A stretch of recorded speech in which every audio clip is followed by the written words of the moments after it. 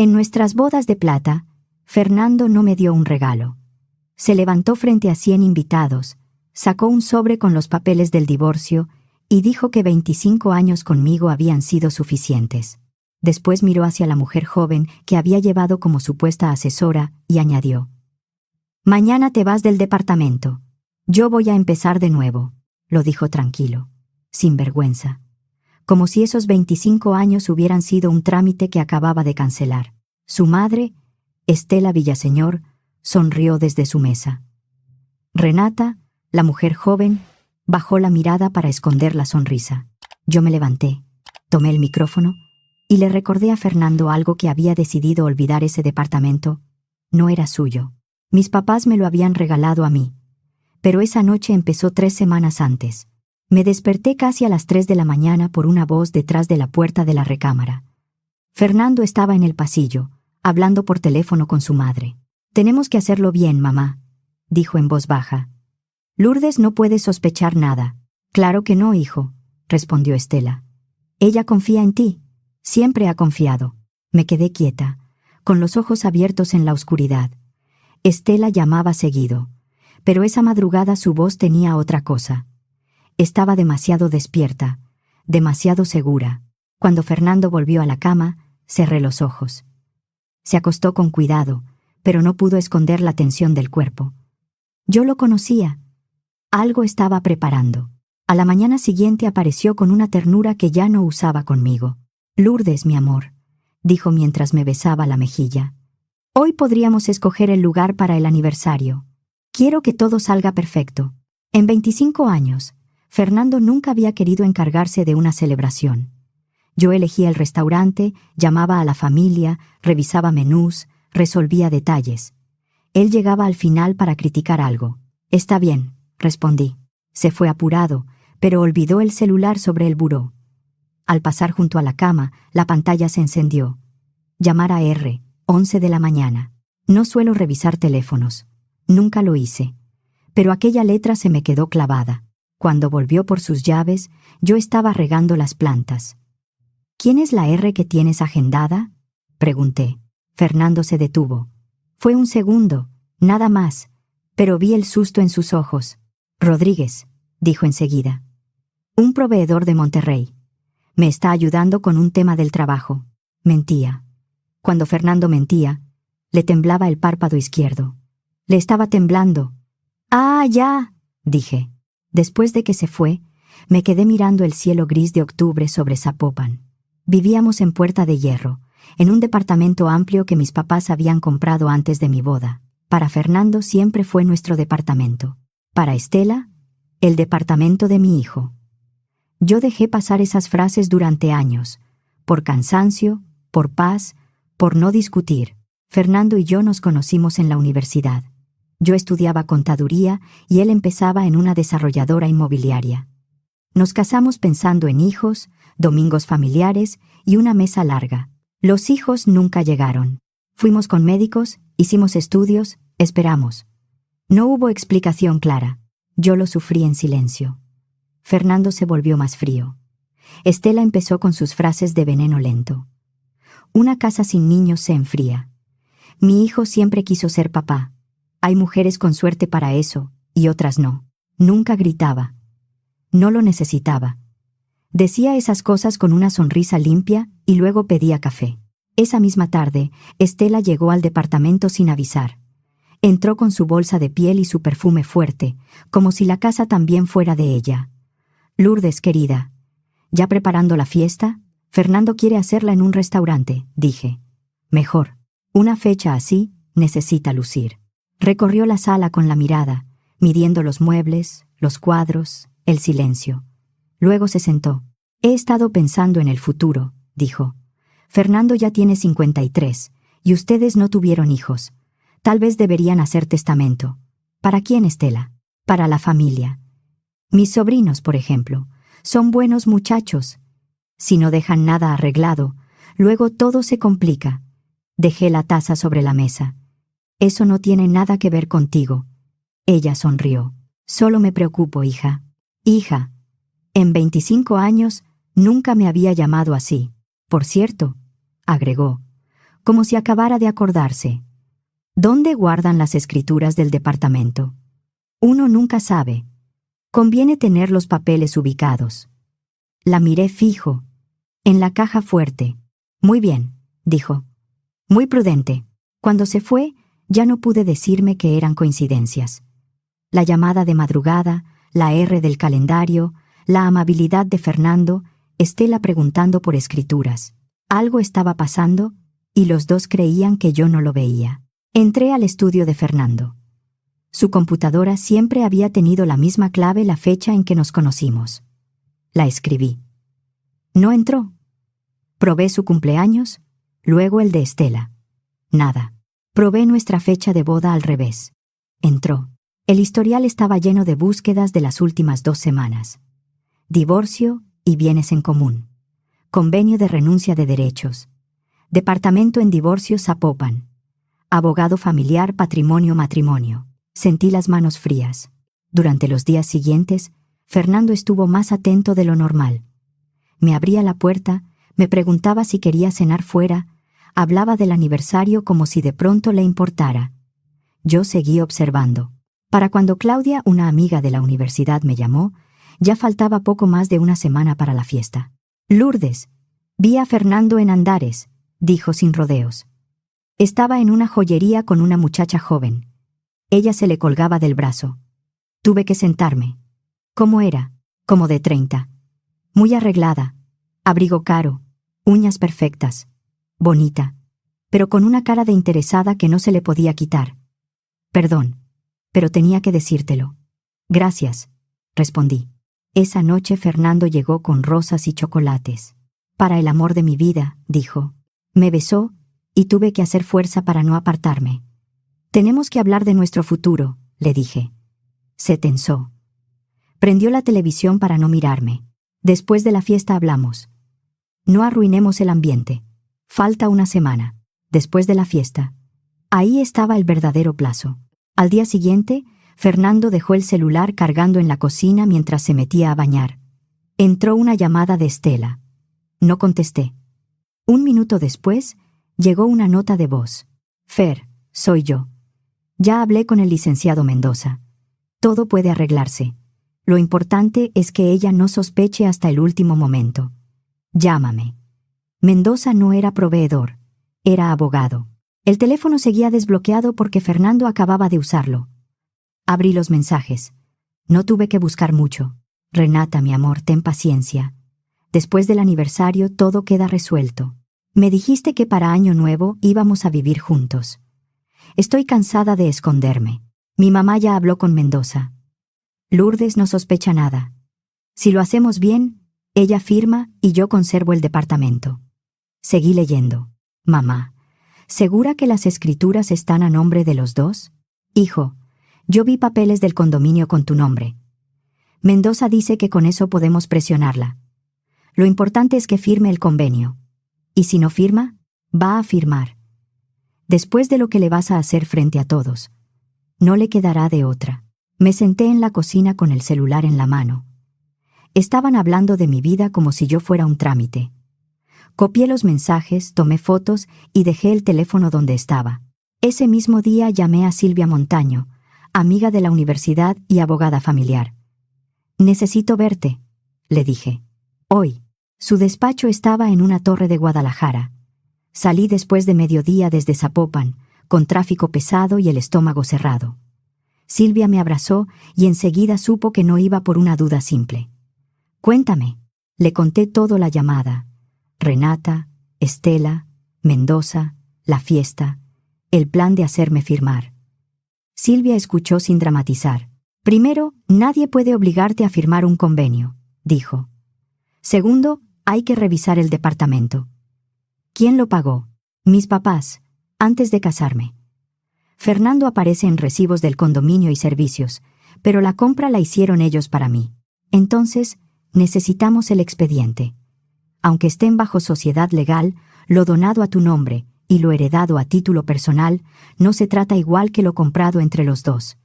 Pero necesito ver papeles. También hay que distinguir qué sí compraron juntos. Una cabaña pequeña en Mazamitla y el coche, dije. Eso sí fue de los dos. Bien. Reúne pruebas, mensajes, estados de cuenta, documentos del inmueble.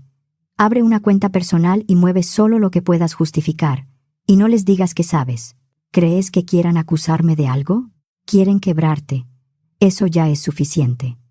Si te humillan frente a todos, esperan que salgas de ahí débil y firmes lo que sea. Por primera vez en días, pude respirar. ¿Cuánto te debo? Silvia negó con la cabeza. Luego hablamos de eso. Ahora protégete. Esa noche entendí que Fernando ya había empezado. Se miraba al espejo de la entrada, ajustándose el saco. «Te ves cansada», dijo sin voltearme a ver. «No lo tomes mal, Lourdes, pero te has descuidado. Cumplir 50 no significa dejarse caer. Podrías ir al dermatólogo, hacer ejercicio. Hoy vi a la hija de Claudia. Tiene 30 y parece de 25. Lo dijo mirando al espejo, como si estuviera ensayando una excusa. «No sabía que estabas tan pendiente de las hijas de mis amigas», respondí. «No empieces. Solo digo que una mujer debe cuidarse». Mientras se bañaba, revisé la cuenta mancomunada. En un mes, había retirado más de 520,000 pesos joyería, restaurantes, anticipos legales, transferencias que no reconocía. Estaba usando nuestro dinero para preparar el golpe. Después supe que, además, había pedido créditos personales. Pero Fernando tampoco lo sabía todo. Mi tía Josefina, hermana de mi papá, había muerto meses antes. No tuvo hijos ni esposo. El trámite de la sucesión llevaba tiempo, y yo no le había dicho nada a Fernando porque todavía faltaban firmas. Pensaba contárselo en el aniversario, como una buena noticia para los dos. Esa semana llegó la confirmación final. Un departamento en Providencia, una casa en Ajijic, un departamento de renta en Puerto Vallarta y una cuenta de inversión importante. En total, más de 55 millones de pesos. Lo que iba a ser una sorpresa se convirtió en mi respaldo. El lunes salí temprano, antes de que se cargara más el tráfico hacia Guadalajara, y fui con el licenciado Paredes, el abogado inmobiliario que había ayudado a mis papás con el departamento. «Lourdes Aguilar», dijo al verme. «¿Cuántos años? Necesito revisar el expediente de Puerta de Hierro, y necesito discreción». Buscó en archivos antiguos. Tardó casi media hora. «Aquí está. Tus papás pagaron directamente. Tú apareces como beneficiaria de la donación. Fernando no está en la escritura como propietario. Lo que hay con su nombre son registros de administración, cuotas y servicios. Estela había visto papeles, pero no las escrituras. Fernando construyó su plan sobre una suposición. ¿Puede darme copia certificada? Para mañana la tienes». El martes recogí el documento. El miércoles fui a la notaría de la sucesión de mi tía. El notario confirmó que las propiedades podían pasar a mi nombre y que la cuenta quedaría liberada en unos días. Ese mismo día pasé por mi oficina. Fernando y yo trabajábamos en el mismo grupo inmobiliario, aunque en áreas distintas. Yo era contralora. Él, director comercial. Roberto Becerra era el director general. Toqué la puerta de su oficina. «Roberto, necesito comentarle algo personal. Puede que pronto haya rumores sobre mí y Fernando». Me miró serio. «¿Es algo que afecte tu trabajo?» «No. Pero Fernando está preparando algo para nuestro aniversario. Si la situación se vuelve pública, quiero que sepa que mi desempeño no está en riesgo». Roberto no preguntó más de lo necesario. «Eres una profesional impecable, Lourdes. Si necesitas manejar horarios por temas legales, avísame. Solo te pido que documentes todo. Eso estoy haciendo».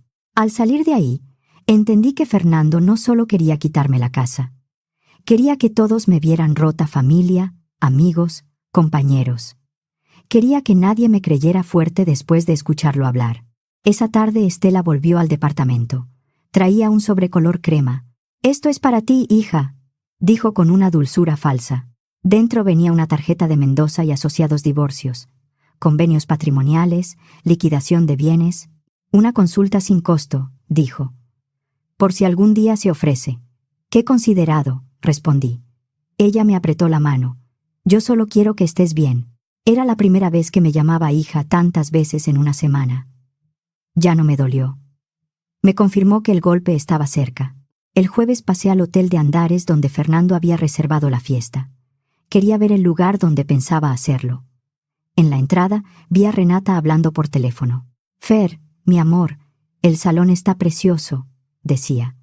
«Ya me imagino haciendo reuniones en el departamento grande que me prometiste». Era joven, elegante, calculadora. No parecía nerviosa, parecía impaciente. «Sí, sé que mañana será fuerte», siguió. «Pero tú dijiste que después del discurso ella iba a entender. Yo voy como tu asesora de marketing. Hasta parece de película». Me acerqué. «Disculpa, ¿sabes dónde está la gerente de eventos?». Me miró de arriba a abajo. «No trabajo aquí», dijo. Seca. Volvió al teléfono. «Fer, una señora me está preguntando cosas. Nos vemos en la noche. Te amo». Una señora. Me guardé la respuesta. La gerente del hotel me recibió con una carpeta. El señor Villaseñor ya liquidó todo salón para 100 personas. Banquete, música, flores, mesa de postres y café. ¿Cuánto fue? 420,000 pesos. Asentí. Fernando había pagado casi $500,000 para verme caer frente a todos. ¿Dónde estará el micrófono? Al centro. Él pidió que todos escucharan bien. Claro, nadie debía perderse mi vergüenza. Esa noche Fernando ensayó su discurso en el estudio. Lo escuché desde el pasillo. Hace 25 años tomé una decisión que parecía correcta. Pero la vida cambia, y a veces hay que reconocer los errores. Errores. Así llamaba a nuestro matrimonio. Más tarde, habló con Estela por teléfono. «Después del brindis, todo pasa solo», dijo.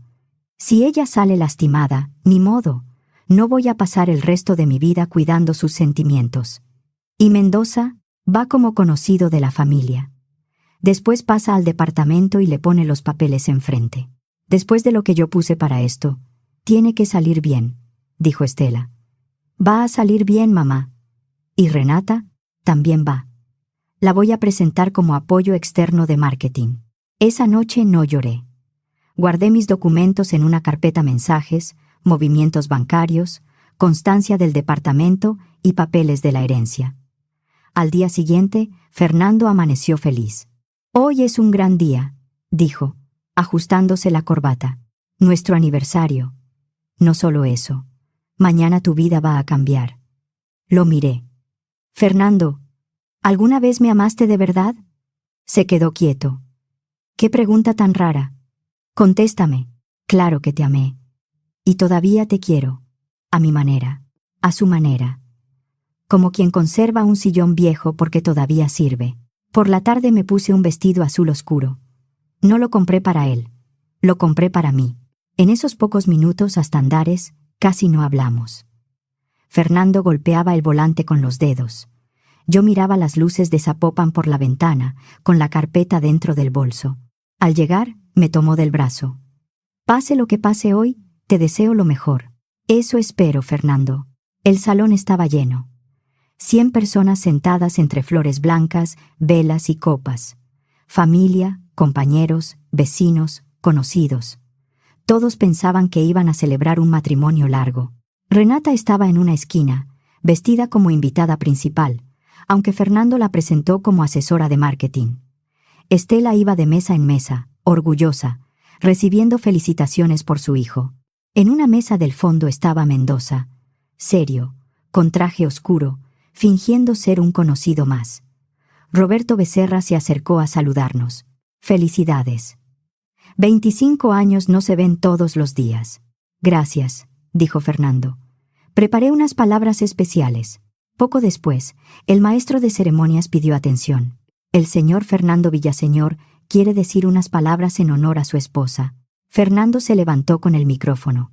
En la otra mano llevaba un sobre. «Amigos, familia, compañeros, gracias por estar aquí. 25 años no son poca cosa. Es un cuarto de siglo al lado de una persona». Algunos levantaron sus copas. «He pensado mucho en nuestra vida, en lo que nos unió, en lo que nos hizo felices y en lo que no. Y entendí algo: las personas cambian. Lo que uno decide joven, con el tiempo puede resultar un error». El salón se quedó quieto.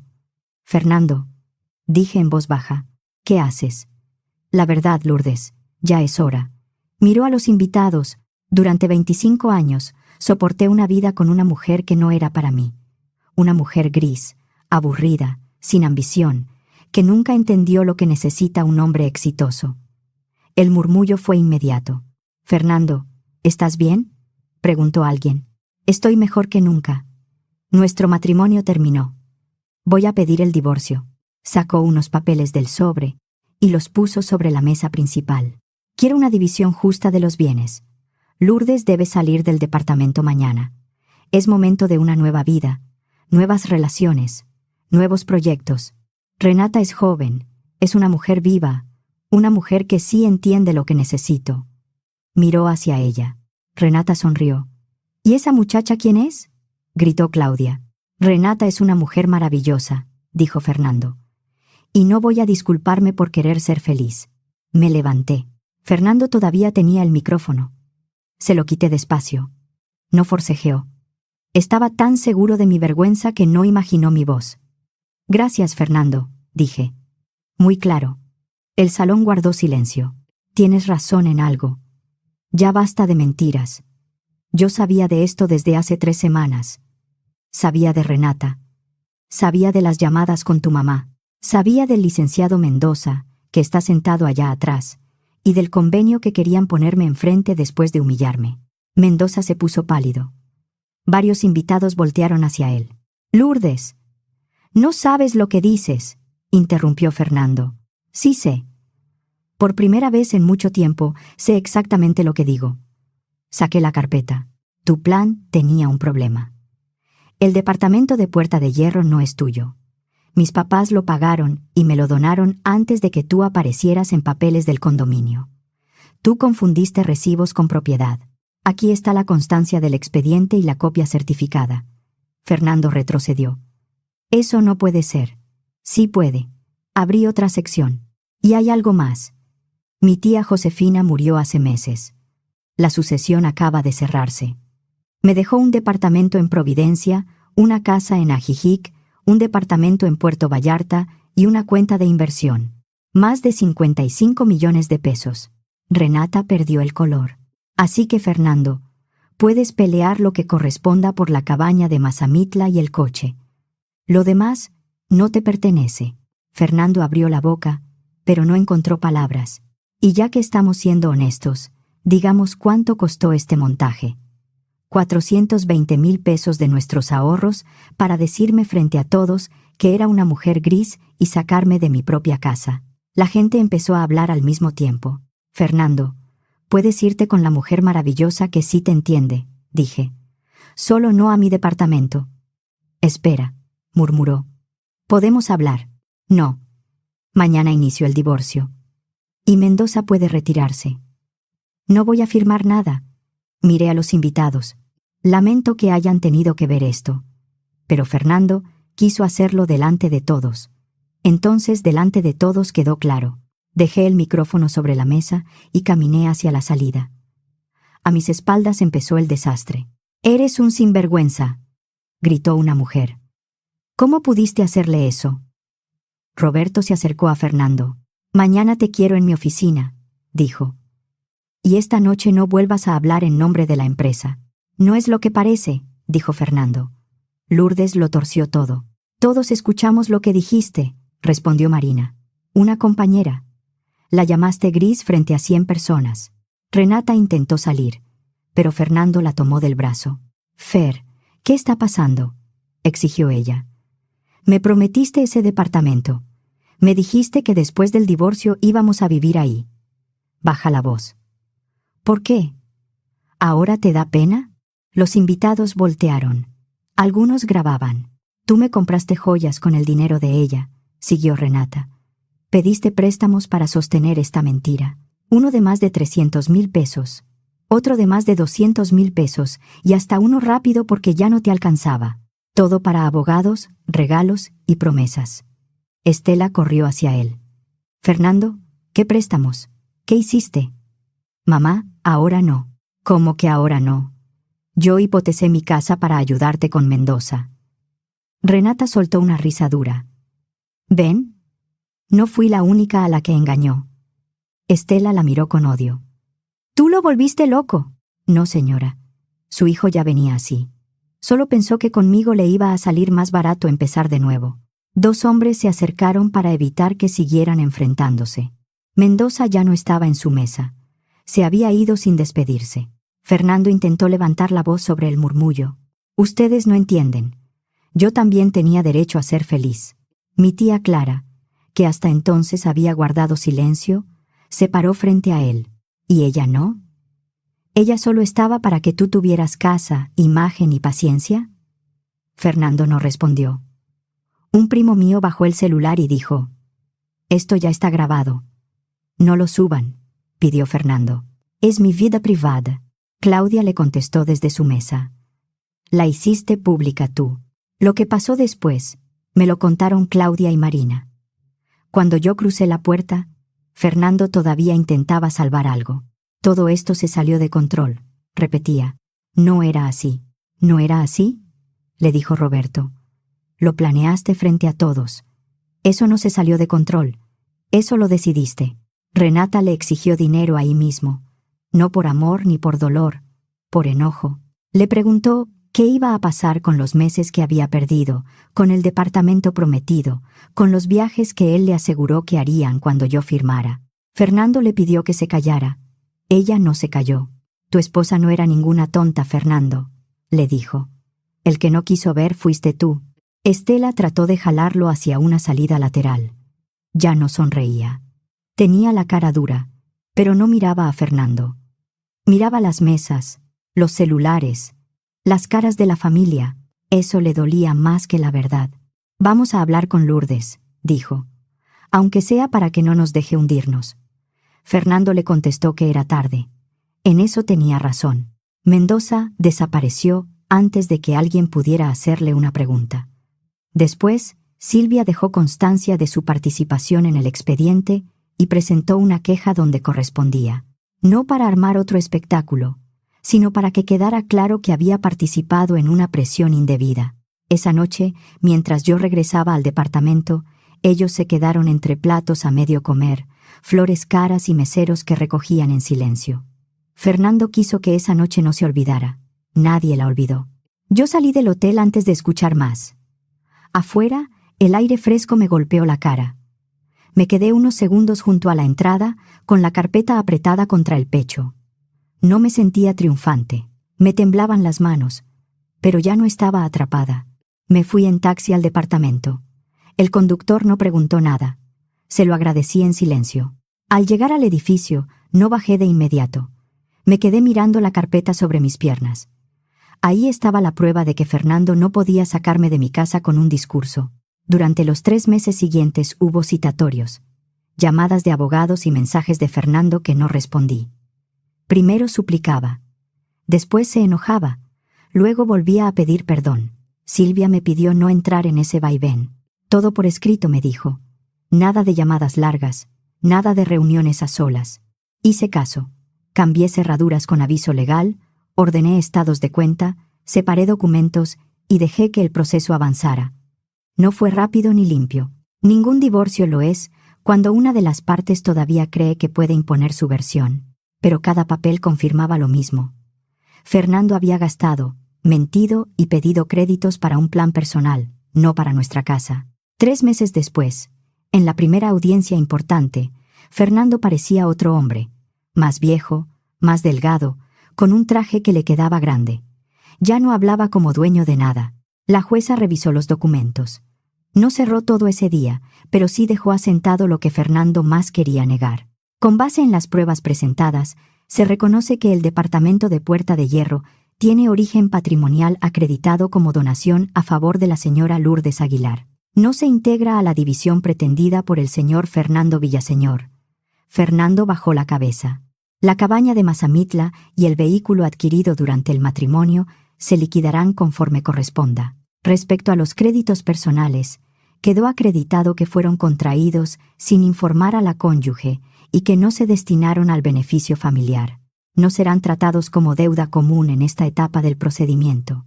730,000 pesos, suyos. El divorcio siguió su trámite.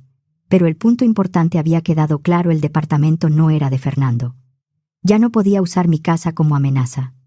Al salir, me alcanzó en los pasillos del juzgado. «Lourdes, espera». Me detuve. «Perdóname», dijo.